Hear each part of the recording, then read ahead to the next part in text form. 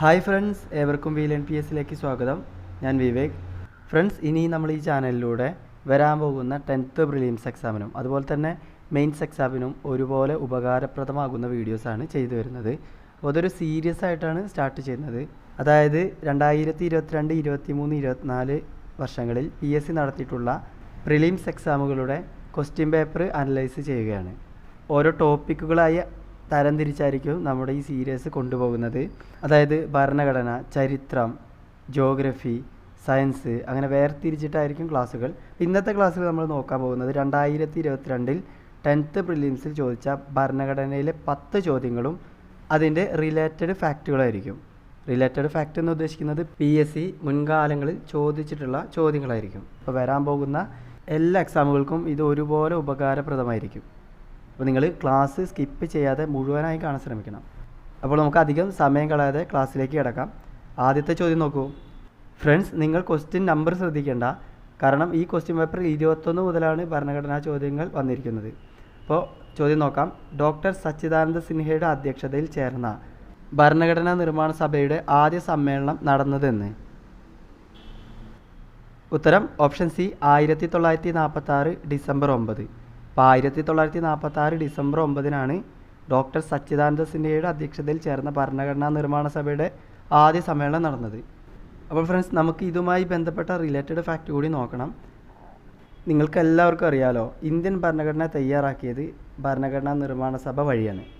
അപ്പോൾ ചോദ്യം ഇതാണ്: ഇന്ത്യൻ ഭരണഘടനാ നിർമ്മാണ സഭ രൂപീകരിച്ച വർഷം? 1946 ഡിസംബർ 6. ശ്രദ്ധിക്കണം, ഭരണഘടനാ നിർമ്മാണ സഭ രൂപീകൃതമായ വർഷം എത്രയാണ്? 1946 ഡിസംബർ 6.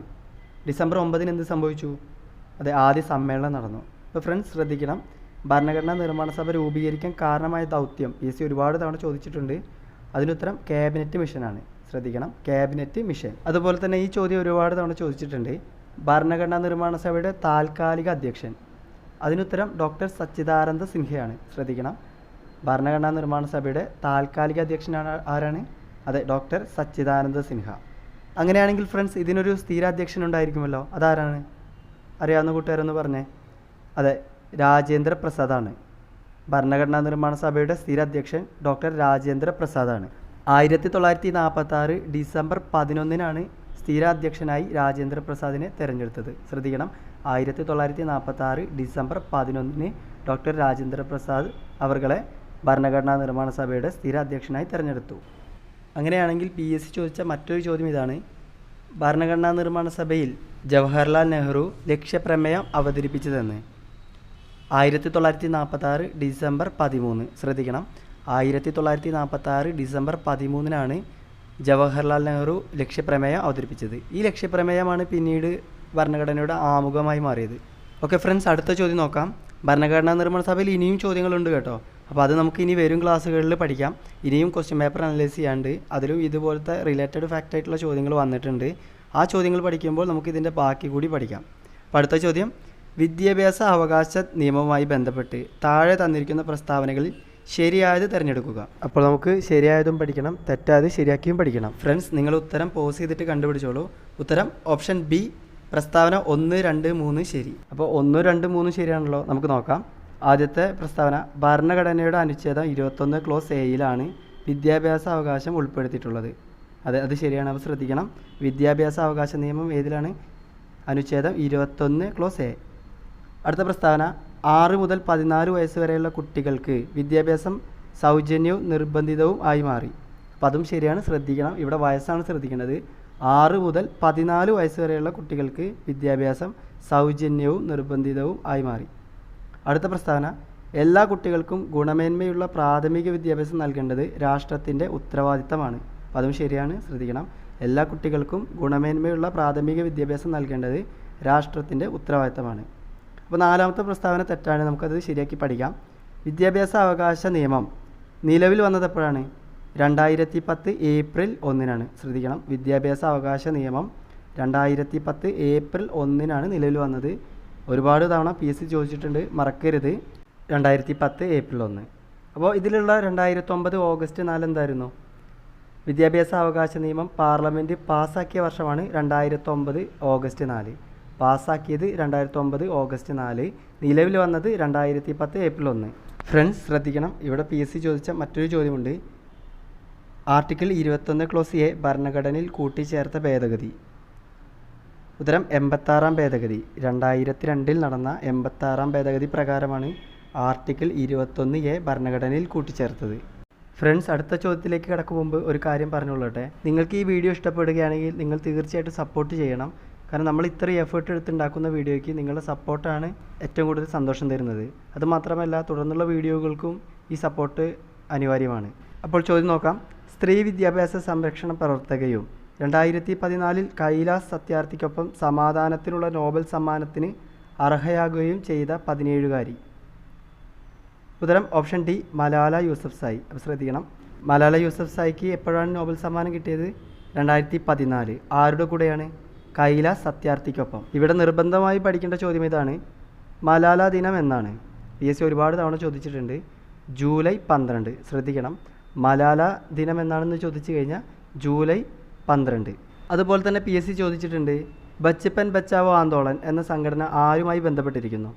അതിനുത്തരം കൈലാസ് സത്യാർത്ഥിയാണ്. ശ്രദ്ധിക്കണം, ബച്ചപ്പൻ ബച്ചാവോ ആന്തോളൻ എന്ന സംഘടന ആരുമായി ബന്ധപ്പെട്ടിരിക്കുന്നു? കൈലാസ് സത്യാർത്ഥി. അടുത്ത ചോദ്യം, ഇന്ത്യൻ ദേശീയ പതാക തയ്യാറാക്കിയ പിംഗലി വെങ്കയ്യ ജനിച്ചത് ഏത് സംസ്ഥാനത്താണ്? ഉത്തരം ഓപ്ഷൻ ഡി, ആന്ധ്രാപ്രദേശ്.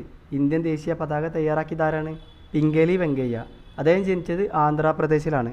അപ്പോൾ ഇതുമായി ബന്ധപ്പെട്ട ഫാക്റ്റുകൾ പഠിക്കാം. ഇന്ത്യൻ ദേശീയ പതാക ഇന്ത്യൻ ഭരണഘടനാ നിർമ്മാണ സഭ അംഗീകരിച്ച വർഷം 1947 ജൂലൈ 22. ശ്രദ്ധിക്കണം, ഒരുപാട് തവണ ചോദിച്ചിട്ടുണ്ട്.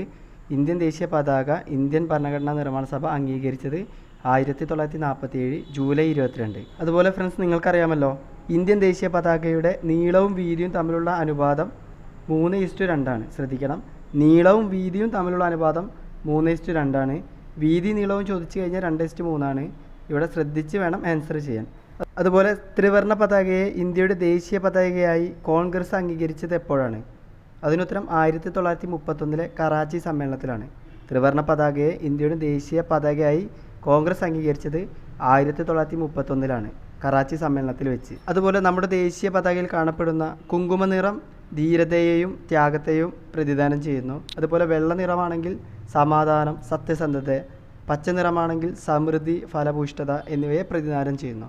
അതുപോലെ PSC ചോദിച്ചിട്ടുണ്ട്, നമ്മുടെ പതാകയിൽ കാണപ്പെടുന്ന അശോക ചക്രത്തിലെ ആകെ ആരക്കാലുകളുടെ എണ്ണം.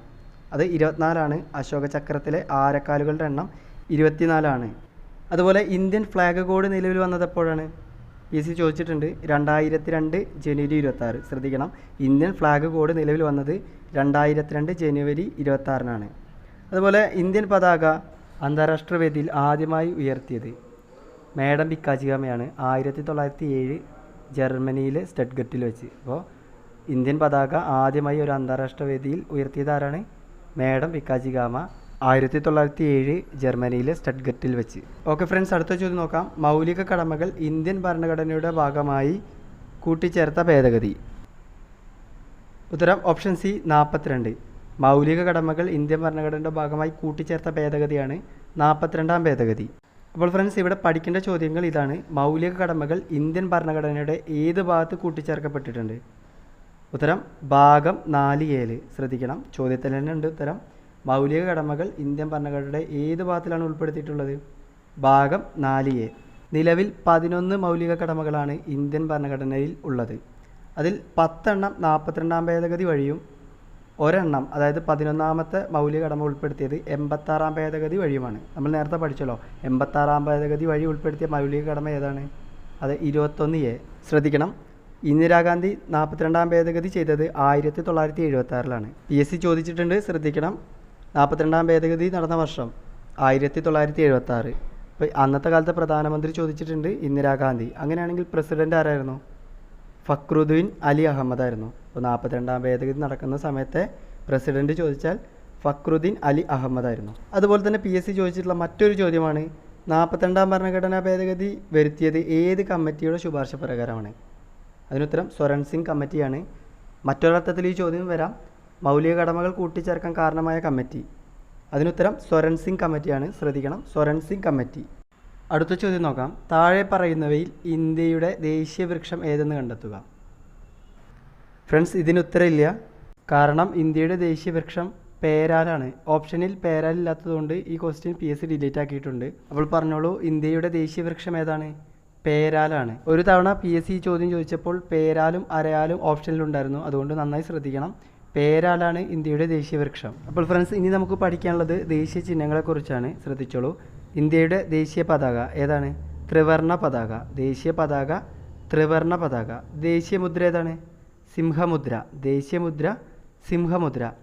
ദേശീയ ഗാനം ജനഗണമന. ശ്രദ്ധിക്കണം, ദേശീയ ഗാനം ജനഗണമന. എന്നാൽ ദേശീയ ഗീതമാണെങ്കിൽ വന്ദേമാതരം. ശ്രദ്ധിക്കണം, ദേശീയ ഗീതം വന്ദേമാതരം. ദേശീയ കലണ്ടർ ഏതാണ്? അതെ, ശകവർഷ കലണ്ടറാണ്. ദേശീയ കലണ്ടർ ശകവർഷ കലണ്ടറാണ്. ദേശീയ പക്ഷി എല്ലാവർക്കും അറിയാം, മയിലാണ്. ദേശീയ പക്ഷി മയിൽ. ദേശീയ മൃഗം ഏതാണ്? കടുവ. ദേശീയ മൃഗം കടുവ. ദേശീയ പൈതൃക ജീവി ചോദിച്ചാൽ അത് ആനയാണ്. ശ്രദ്ധിക്കണം, പൈതൃക ജീവി ആനയാണ്. ദേശീയ ജലജീവിയോ? ഗംഗാ ഡോൾഫിനാണ്. ദേശീയ ജലജീവി ഗംഗാ ഡോൾഫിൻ. ദേശീയ ഫലം ഏതാണ്? മാങ്ങയാണ്. ദേശീയ ഫലം മാങ്ങ. അങ്ങനെയാണെങ്കിൽ ദേശീയ പുഷ്പമോ? താമര. ദേശീയ പുഷ്പം താമരയാണ്. ദേശീയ വൃക്ഷം പേരാൽ. കണ്ടില്ലേ, ദേശീയ വൃക്ഷം പേരാലാണ്. ദേശീയ നൃത്തരൂപം ഭരതനാട്യം. ദേശീയ നൃത്തരൂപം ഏതാണ്? ഭരതനാട്യമാണ്. ദേശീയ മത്സ്യം ഐക്കൂറ. ദേശീയ മത്സ്യമാണ് ഐക്കൂറ. ദേശീയ നദി ഗംഗയാണ്. ദേശീയ നദി ഗംഗ. ദേശീയ പാനീയം ചായയാണ്. നമ്മുടെ ദേശീയ പാനീയമാണ് ചായ. അതുപോലെ ഇന്ത്യയുടെ ഔദ്യോഗിക ഭാഷ ചോദിച്ചു കഴിഞ്ഞാൽ ഹിന്ദിയാണ്. ഇന്ത്യയുടെ ദേശീയ ഭാഷയല്ല, ഇന്ത്യയുടെ ഔദ്യോഗിക ഭാഷയാണ് ഹിന്ദി. ഫ്രണ്ട്സ്, ഇതെല്ലാം നന്നായി നോട്ട് ചെയ്യണം. PSC ഒരുപാട് തവണ ചോദിച്ചതാണ് ഇതെല്ലാം. ഓക്കെ, അടുത്ത ചോദ്യം. ഇന്ത്യയുടെ ദേശീയ ഗീതമായ വന്ദേമാതരം ബംഗാളി കവിയായ ബങ്കിം ചന്ദ്ര ചാറ്റർജിയുടെ ഏത് കൃതിയിൽ നിന്ന് എടുത്തതാണ്? ഉത്തരം ഓപ്ഷൻ ബി, ആനന്ദമഠം. ഇന്ത്യയുടെ ദേശീയ ഗീതമാണ്, നമ്മൾ പഠിച്ചല്ലോ, വന്ദേമാതരം. ഇത് ബംഗാളി കവിയായ ബങ്കിം ചന്ദ്ര ചാറ്റർജിയുടെ ഏത് കൃതിയിൽ നിന്ന് എടുത്തതാണ്? ആനന്ദമഠം. ഇനി നമുക്ക് ദേശീയ ഗീതത്തെക്കുറിച്ച് പഠിക്കാം.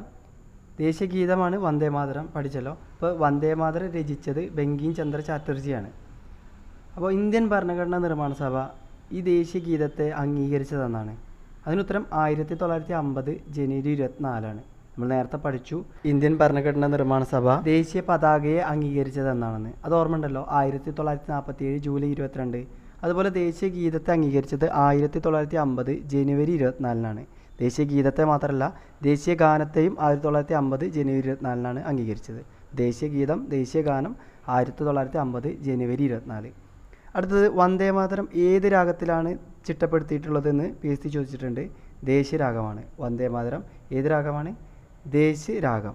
അതുപോലെ തന്നെ PSC ചോദിച്ചിട്ടുണ്ട്, വന്ദേമാതരം ഏത് ഭാഷയിലാണ് രചിച്ചതെന്ന്. അത് ഉത്തരം ബംഗാളി ഭാഷയിലാണ്. വന്ദേമാതരം ബംഗാളി ഭാഷയിലാണ് രചിക്കപ്പെട്ടിട്ടുള്ളത്. അതുപോലെ തന്നെ വന്ദേമാതരം ആദ്യമായി ആലപിക്കപ്പെട്ട കോൺഗ്രസ് സമ്മേളനം.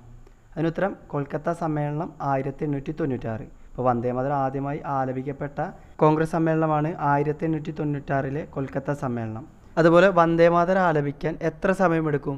അതിനുത്തരം 65 സെക്കൻഡാണ്. വന്ദേമാതരം ആലപിക്കാൻ 65 സെക്കൻഡ് സമയം വേണം. ഫ്രണ്ട്സ്, ഇതുകൂടി പഠിക്കണം. വന്ദേമാതരത്തിന് സംഗീതം നൽകിയത് ആരാണ്? ജദുനാഥ ഭട്ടാചാര്യയാണ്. ശ്രദ്ധിക്കണം, വന്ദേമാതരത്തിന് സംഗീതം നൽകിയത് ജദുനാഥ് ഭട്ടാചാര്യയാണ്. അതുപോലെ നമ്മൾ പഠിച്ചല്ലോ, ഈ വന്ദേമാതരം എടുത്തിരിക്കുന്നത് ആനന്ദമഠം എന്ന നോവലിൽ നിന്നാണെന്ന്. അപ്പോൾ ഈ ആനന്ദമഠം എന്ന നോവലിൽ പ്രതിപാദിക്കുന്ന വിഷയം ചോദിച്ചിട്ടുണ്ട്. അത് ബംഗാളിൽ നടന്ന സന്യാസി കലാപമാണ്. ശ്രദ്ധിക്കണം, ആനന്ദമഠം നോവലിൽ പ്രതിപാദിക്കുന്ന വിഷയം ബംഗാളിൽ നടന്ന സന്യാസി കലാപമാണ്. ഓക്കെ, അടുത്ത ചോദ്യം നോക്കാം. മഹാത്മാഗാന്ധി കി ജയ് എന്ന മുദ്രാവാക്യത്തോടെ ഭരണഘടനാ നിർമ്മാണ സഭ അംഗീകരിച്ച ഭരണഘടനാ വ്യവസ്ഥ ഏത്? ഉത്തരം ഓപ്ഷൻ ബി, ഐത്ത നിർമ്മാർജ്ജനം. മഹാത്മാഗാന്ധി കി ജയ് എന്ന മുദ്രാവാക്യത്തോടെ ഭരണഘടനാ നിർമ്മാണ സഭ അംഗീകരിച്ച ഭരണഘടനാ വ്യവസ്ഥ ഏതെന്ന് ചോദിച്ചു കഴിഞ്ഞാൽ ഐത്ത നിർമ്മാർജ്ജനം. ഫ്രണ്ട്സ്, ഇത് മറ്റൊരു രീതിയിൽ ചോദിക്കാറുണ്ട്. ഭരണഘടനാ നിർമ്മാണ സഭ അംഗീകരിച്ച ആർട്ടിക്കിൾ എന്ന്, അതായത് മഹാത്മാഗാന്ധി കി ജയ് എന്ന മുദ്രാവാക്യത്തോടെ ഭരണഘടനാ നിർമ്മാണ സഭ അംഗീകരിച്ച ആർട്ടിക്കിൾ ചോദിച്ചു കഴിഞ്ഞാൽ 17ആണ്. അതായത് ആർട്ടിക്കിൾ 17ലാണ് ഐത്ത നിർമ്മാർജ്ജനത്തെക്കുറിച്ച് പ്രതിപാദിക്കുന്നത്. അപ്പോൾ ഫ്രണ്ട്സ്, ഇവിടെ പഠിക്കേണ്ടത് തൊട്ടുകൂടായ്മ, ഐത്തം എന്നിവ നിരോധിക്കുന്നത് ഏത് അനുച്ഛേദ പ്രകാരമാണ്? അതെ, 17. തൊട്ടുകൂടായ്മ, ഐത്തം എന്നിവ നിരോധിക്കുന്നത് 17ാം അനുച്ഛേദ പ്രകാരമാണ്. അതുപോലെ തന്നെ PSC ചോദിച്ചിട്ടുണ്ട്, ഐത്താചരണവുമായി ബന്ധപ്പെട്ട കുറ്റങ്ങൾക്ക് ശിക്ഷ നൽകുന്നത് ഏത് നിയമം അനുസരിച്ചാണ്? സിവിൽ അവകാശ സംരക്ഷണ നിയമം. അതായത് 1955 സിവിൽ അവകാശ സംരക്ഷണ നിയമപ്രകാരം അയിത്താചരണം എന്നത് കുറ്റകൃത്യമാണ്. ഓക്കെ, അടുത്ത ചോദ്യം നോക്കാം. ദേശീയ മനുഷ്യാവകാശ കമ്മീഷൻ്റെ അധ്യക്ഷനായി നിയമിക്കപ്പെട്ട ആദ്യ മലയാളി. ഉത്തരം option A justice KG Balakrishnan. ദേശീയ മനുഷ്യാവകാശ കമ്മീഷൻ്റെ അധ്യക്ഷനായ ആദ്യ മലയാളിയാണ് ജസ്റ്റിസ് KG ബാലകൃഷ്ണൻ. അങ്ങനെയാണെങ്കിൽ PSC ഒരുപാട് തവണ ചോദിച്ചൊരു ചോദ്യമാണ് ദേശീയ മനുഷ്യാവകാശ കമ്മീഷൻ്റെ ആദ്യത്തെ അധ്യക്ഷൻ. അതിനുത്തരം ജസ്റ്റിസ് രംഗനാഥ മിശ്രയാണ്. ദേശീയ മനുഷ്യാവകാശ കമ്മീഷൻ്റെ ആദ്യത്തെ അധ്യക്ഷൻ ആരാണ്? ജസ്റ്റിസ് രംഗനാഥ മിശ്ര. ഇനി നമുക്ക് ദേശീയ മനുഷ്യാവകാശ കമ്മീഷനെ കുറിച്ച് പഠിക്കാം. ദേശീയ മനുഷ്യാവകാശ കമ്മീഷൻ്റെ ആസ്ഥാനമാണ് സർദാർ പട്ടേൽ ഭവൻ, ന്യൂഡൽഹി. ഓപ്ഷനിൽ മാനവ അധികാർ ഭവൻ ആണെങ്കിൽ അതും കൊടുക്കാം, അതും അതിൻ്റെ ആൻസറായി വരും. അപ്പോൾ ആസ്ഥാനം മറക്കരുത്, ന്യൂഡൽഹിയിലാണ്. ഇന്ത്യയിലെ മനുഷ്യാവകാശങ്ങളുടെ കാവൽക്കാരൻ എന്നറിയപ്പെടുന്നത് ദേശീയ മനുഷ്യാവകാശ കമ്മീഷനാണ്. ശ്രദ്ധിക്കണം, മനുഷ്യാവകാശങ്ങളുടെ കാവൽക്കാരൻ മനുഷ്യാവകാശ കമ്മീഷനാണ്. ഇവിടെ തെറ്റിപ്പോകുന്നൊരു ചോദ്യമുണ്ട്. മൗലികാവകാശങ്ങളുടെ സംരക്ഷകൻ അത് സുപ്രീം കോടതിയാണ്. മൗലികാവകാശങ്ങളുടെ സംരക്ഷകൻ സുപ്രീം കോടതിയാണ്. മനുഷ്യാവകാശത്തിൻ്റെ സംരക്ഷകൻ മനുഷ്യാവകാശ കമ്മീഷനാണ്. ദേശീയ മനുഷ്യാവകാശ കമ്മീഷൻ നിയമം പാർലമെൻറ്റ് പാസ്സാക്കിയത് 1993 സെപ്റ്റംബർ 28-നാണ്. ശ്രദ്ധിക്കണം, ദേശീയ മനുഷ്യാവകാശ കമ്മീഷൻ നിയമം പാർലമെൻറ്റ് പാസ്സാക്കിയതെന്നാണ് 1993 സെപ്റ്റംബർ 28. അങ്ങനെയാണെങ്കിൽ ദേശീയ മനുഷ്യാവകാശ കമ്മീഷൻ നിലവിൽ വന്നതെപ്പോഴാണ്? അത് 1993 ഒക്ടോബർ 12-നാണ്. ശ്രദ്ധിക്കണം, നന്നായി ശ്രദ്ധിക്കണം. ദേശീയ മനുഷ്യാവകാശ കമ്മീഷൻ നിലവിൽ വന്നത് 1993 ഒക്ടോബർ 12. അതുപോലെ തന്നെ PSC ചോദിച്ചിട്ടുണ്ട് ദേശീയ മനുഷ്യാവകാശ കമ്മീഷനിലെ അംഗസംഖ്യ. അതിനുത്തരം ചെയർമാൻ ഉൾപ്പെടെ 6 പേരാണ്. ദേശീയ മനുഷ്യാവകാശ കമ്മീഷനിലെ അംഗസംഖ്യ എത്രയാണ്? 1+5, അതായത് ചെയർമാൻ ഉൾപ്പെടെ 6 പേര്. ചെയർമാനെയും അംഗങ്ങളെയും നിയമിക്കുന്നത് രാഷ്ട്രപതിയാണ്. അതുപോലെ തന്നെ നീക്കം ചെയ്യുന്നത് രാഷ്ട്രപതിയാണ്. ശ്രദ്ധിക്കണം, ചെയർമാനെയും അംഗങ്ങളെയും നിയമിക്കുന്നതും നീക്കം ചെയ്യുന്നതും ആരാണ്? രാഷ്ട്രപതിയാണ്. അതുപോലെ ദേശീയ മനുഷ്യാവകാശ കമ്മീഷൻ്റെ റിപ്പോർട്ട് ആർക്ക് സമർപ്പിക്കും? അത് കേന്ദ്ര സർക്കാരിന് സമർപ്പിക്കും. ദേശീയ മനുഷ്യാവകാശ കമ്മീഷൻ്റെ വാർഷിക റിപ്പോർട്ട് അത് ആർക്ക് സമർപ്പിക്കുമെന്ന് ചോദിച്ചു കഴിഞ്ഞാൽ കേന്ദ്ര സർക്കാരിന് സമർപ്പിക്കും. അതുപോലെ മനുഷ്യാവകാശ കമ്മീഷനിലെ എക്സ് ഒഫീഷ്യോ അംഗങ്ങളുടെ എണ്ണം ചോദിക്കും. അതിനുത്തരം 7 മനുഷ്യാവകാശ കമ്മീഷനിലെ എക്സ് ഒഫീഷ്യോ അംഗങ്ങളുടെ എണ്ണം 7. ഫ്രണ്ട്സ്, നിങ്ങൾക്കായൊരു ചോദ്യം ഇതാണ്, ദേശീയ മനുഷ്യാവകാശ കമ്മീഷൻ്റെ നിലവിലെ ചെയർമാൻ ആരാണ്? അപ്പോൾ എല്ലാവരും ഉത്തരം കമൻറ്റ് ചെയ്യണം, ദേശീയ മനുഷ്യാവകാശ കമ്മീഷൻ്റെ നിലവിലെ ചെയർമാൻ ആരാണെന്ന്. ഫ്രണ്ട്സ്, ഇനിയും നമുക്ക് മനുഷ്യാവകാശ കമ്മീഷനെ കുറിച്ച് പഠിക്കാനുണ്ട്. അത് അടുത്ത ക്വസ്റ്റ്യൻ പേപ്പർ അനലൈസ് ചെയ്യുമ്പോൾ നോക്കാം. ഓക്കെ, നമുക്ക് അടുത്ത ചോദ്യം നോക്കാം. അതായത് ഈ ക്ലാസ്സിലെ അവസാനത്തെ ചോദ്യമാണിത്. ദേശീയ വിവരാവകാശ കമ്മീഷൻ നിലവിൽ വന്ന വർഷം. ഉത്തരം ഓപ്ഷൻ സി 2005. ദേശീയ വിവരാവകാശ കമ്മീഷൻ നിലവിൽ വന്നത് 2005 ഒക്ടോബർ 12-നാണ്. ശ്രദ്ധിക്കണം, ഡേറ്റ് കൂടി പഠിക്കണം, ഒക്ടോബർ 12. ദേശീയ വിവരാവകാശ കമ്മീഷൻ്റെ ആസ്ഥാനവും ന്യൂഡൽഹിയാണ്. CIC ഭവൻ. ദേശീയ വിവരാവകാശ കമ്മീഷൻ്റെ ആസ്ഥാനം CIC ഭവൻ, ന്യൂഡൽഹി. PSC ഒരുപാട് തവണ ചോദിച്ചൊരു ചോദ്യമാണ്. ഇന്ത്യയിൽ വിവരാവകാശ നിയമം പാസ്സാക്കാൻ മുൻകൈ എടുത്ത സംഘടന? മസ്ദൂർ കിസാൻ ശക്തി സംഗതൻ. രാജസ്ഥാനിൽ രൂപം കൊണ്ട മസ്ദൂർ കിസാൻ ശക്തി സംഗതനാണ് ഇന്ത്യയിൽ വിവരാവകാശ നിയമം പാസ്സാക്കാൻ മുൻകൈ എടുത്ത സംഘടന. മനുഷ്യാവകാശ കമ്മീഷൻ പഠിച്ചതുപോലെ തന്നെ വിവരാവകാശ കമ്മീഷനിലെ അംഗങ്ങളെയും ചെയർമാനെയും നിയമിക്കുന്നതും രാഷ്ട്രപതിയാണ്, നീക്കം ചെയ്യുന്നതും രാഷ്ട്രപതിയാണ്. ശ്രദ്ധിക്കണം, ദേശീയ വിവരാവകാശ കമ്മീഷനിലെ ചെയർമാനെയും മറ്റംഗങ്ങളെയും നിയമിക്കുന്നത് രാഷ്ട്രപതിയാണ്. വാർഷിക റിപ്പോർട്ട് സമർപ്പിക്കുന്നത് കേന്ദ്ര സർക്കാരിന് തന്നെയാണ്. ദേശീയ വിവരാവകാശ കമ്മീഷൻ്റെ വാർഷിക റിപ്പോർട്ട് സമർപ്പിക്കുന്നത് കേന്ദ്ര സർക്കാരിനാണ്. അതുപോലെ ഇന്ത്യയിലെ ആദ്യത്തെ മുഖ്യ വിവരാവകാശ കമ്മീഷണർ വജാഹത്ത് ഹബീബുള്ളയാണ്. ശ്രദ്ധിക്കണം, ഇന്ത്യയിലെ ആദ്യത്തെ മുഖ്യ വിവരാവകാശ കമ്മീഷണർ ആരാണ്? വജാഹത്ത് ഹബീബുള്ള. ഫ്രണ്ട്സ്, അതുപോലെ തന്നെ പഠിക്കണം, ഇതിൽ അംഗസംഖ്യ 10+1, അതായത് ചെയർമാനും 10-ൽ കവിയാത്ത അംഗങ്ങളും. ഇവിടെ ശ്രദ്ധിക്കണം 10-ൽ കവിയാത്ത എന്നത് ഉദ്ദേശിക്കുന്നത് 10-ൽ കൂടാത്ത അംഗസംഖ്യ എന്നതാണ്. ഫ്രണ്ട്സ്, ശ്രദ്ധിക്കണം, ജനാധിപത്യത്തിൻ്റെ സൂര്യ തേജസ് എന്നറിയപ്പെടുന്നത് വിവരാവകാശ നിയമമാണ് കേട്ടോ. ജനാധിപത്യത്തിൻ്റെ സൂര്യ തേജസ് എന്നറിയപ്പെടുന്നത് വിവരാവകാശ നിയമമാണ്. അതുപോലെ തന്നെ ഇന്ത്യയിൽ ആദ്യമായി വിവരാവകാശ നിയമം പാസ്സാക്കിയ സംസ്ഥാനം ഒരുപാട് തവണ ചോദിച്ചിട്ടുണ്ട്. അതിനുത്തരം തമിഴ്നാടാണ്. ഇന്ത്യയിൽ ആദ്യമായി വിവരാവകാശ നിയമം പാസ്സാക്കിയ സംസ്ഥാനം തമിഴ്നാടാണ്. അതുപോലെ തന്നെ ലോകത്തിൽ ആദ്യമായി വിവരാവകാശ നിയമം പാസ്സാക്കിയ രാജ്യം ചോദിച്ചാൽ അതിനുത്തരം സ്വീഡനാണ്. ലോകത്തിൽ ആദ്യമായി വിവരാവകാശ നിയമം പാസ്സാക്കിയ രാജ്യം ചോദിച്ചു കഴിഞ്ഞാൽ അതിനുത്തരം സ്വീഡനാണ്. ഫ്രണ്ട്സ്, വിവരാവകാശ നിയമത്തെക്കുറിച്ച് കുറച്ച് ചോദ്യങ്ങൾ കൂടി നമുക്ക് പഠിക്കാനുണ്ട്. അത് അടുത്ത ക്വസ്റ്റ്യൻ പേപ്പർ അനലൈസ് ചെയ്യുമ്പോൾ നോക്കാം കേട്ടോ. ഫ്രണ്ട്സ്, ഇനി നിങ്ങൾക്കായത് 2 ചോദ്യങ്ങൾ. ഇതിൻ്റെ ഉത്തരം നിങ്ങൾ നിർബന്ധമായും കമൻറ്റ് ചെയ്യണം. ഇനി മറ്റുള്ള ആളുകൾ കമൻറ്റ് ചെയ്തിട്ടുണ്ടല്ലോ, ഇനി ഞാൻ കമൻറ്റ് ചെയ്യേണ്ട എന്നൊന്നും ചിന്തിക്കരുത്. ചോദ്യം ഇതാണ്: ദേശീയ മനുഷ്യാവകാശ കമ്മീഷൻ്റെ നിലവിലെ ചെയർമാൻ, അതുപോലെ തന്നെ ദേശീയ വിവരാവകാശ കമ്മീഷൻ്റെ നിലവിലെ ചെയർമാൻ. ഈ 2 ചോദ്യത്തിനും ഉത്തരം കമൻറ്റ് ചെയ്തോളൂ. അപ്പോൾ ഫ്രണ്ട്സ്, ഇന്നത്തെ ക്ലാസ് അവസാനിക്കുകയാണ്. നമ്മൾ ഈ ക്ലാസ്സോട് കൂടി നിർത്തുന്നില്ല. ഇനി ബാക്കി ക്വസ്റ്റ്യൻ പേപ്പറും കൂടി നമ്മൾ ഇതേപോലെ അനലൈസ് ചെയ്യും. ക്ലാസ്സുകളുടെ അപ്ഡേഷന് വേണ്ടി ചാനൽ സപ്പോർട്ട് ചെയ്തോളൂ. അതുപോലെ തന്നെ നമ്മുടെ ടെലിഗ്രാം ഗ്രൂപ്പിൽ അംഗമാവേണ്ടവർക്ക് വേണ്ടി കമൻറ്റ് ബോക്സിൽ ടെലിഗ്രാം ഗ്രൂപ്പിൻ്റെ ലിങ്ക് പിൻ ചെയ്ത് വെച്ചിട്ടുണ്ട്. അപ്പോൾ ഫ്രണ്ട്സ്, അടുത്ത ക്ലാസ്സിൽ കാണാം. താങ്ക്